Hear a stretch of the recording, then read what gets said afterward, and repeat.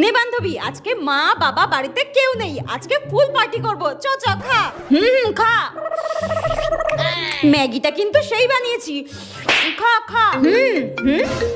দাঁড়া দাঁড়া দাঁড়া, মা ফোন করছে, দাঁড়া।